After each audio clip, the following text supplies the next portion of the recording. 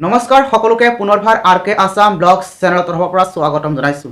আজিৰ ভিডিঅ'টো অসমৰ প্ৰতিজন ছাত্ৰ-ছাত্ৰীয়ে চোৱাটো অত্যন্ত প্ৰয়োজনীয়, কিয়নো আজিৰ এই ভিডিঅ'টো আলোচনা কৰিম বিশ্ববিদ্যালয় অনুদান আয়োগে নগাঁও মহাবিদ্যালয়ক অটোনমাছ কলেজৰ স্বীকৃতি প্ৰদান কৰিছে।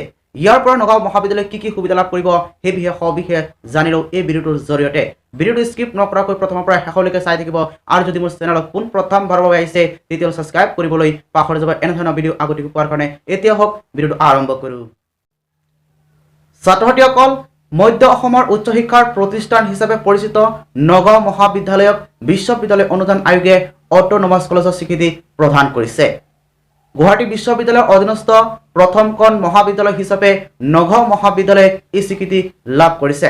ইয়াৰ পূৰ্বে ডিব্ৰুগড় বিশ্ববিদ্যালয়ৰ অধীনস্থ যোৰহাট জে.বি. কলেজ আৰু লখিমপুৰ মহাবিদ্যালয়ক বিশ্ববিদ্যালয় অনুদান আয়োগে এই স্বীকৃতি প্ৰদান কৰিছে। এতিয়াৰ পৰা অটোনমাছ কলেজৰ স্বীকৃতিপ্ৰাপ্ত নগাঁও মহাবিদ্যালয়ে কি সুবিধা লাভ কৰিব আহক সবিশেষ জানি লওঁ প্ৰথমৰ পৰা শেষলৈকে। প্ৰথম সুবিধাটো হ'ল নগাঁও মহাবিদ্যালয়ে নিজাকৈ পৰীক্ষা অনুষ্ঠিত কৰিব পাৰিব। দ্বিতীয় সুবিধাটো হ'ল নিজাকৈ প্ৰশ্ন কাকত প্ৰস্তুত কৰি উলিয়াব পাৰিব পৰীক্ষাৰ কাৰণে। তৃতীয় সুবিধাটো হ'ল বিশ্ববিদ্যালয়ৰ দৰে নগাঁও মহাবিদ্যালয়ে বিভিন্ন পাঠ্যক্ৰম প্ৰযোজ্য কৰিব পাৰিব। ছাত্ৰ-ছাত্ৰীসকল, চতুৰ্থ সুবিধাটো হ'ল এমফিল পৰ্যায়লৈকে নগাঁও মহাবিদ্যালয়ত শিক্ষা গ্ৰহণ কৰিব পৰা যাব এতিয়াৰ পৰা। ছাত্ৰ-ছাত্ৰীসকল, আজিৰ বাবে ইমানখিনি।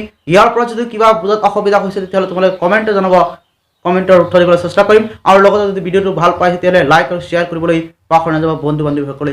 আজিৰ বাবে ইমানখিনি, ধন্যবাদ।